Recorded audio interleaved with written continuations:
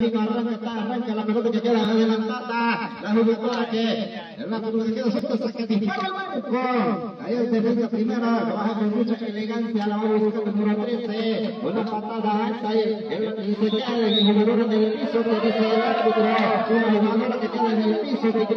la jugadora que manifiesta el árbitro central. Así que la llovizna, el cuadro de la Trancas saca disparo, le pegó muy mal, el balón que queda suelta, sigue buscando Chani, que no juega, lo deja pasar para Rosemary, que la tiraron en el piso, no pasa nada, arranca que sigue la jugada, no pasa nada, pase rasante, sigue distribuyendo muy bien, jugada de triangulación por el conjunto de Quimimo, balón hacia atrás para Esmeralda, dejando de camino,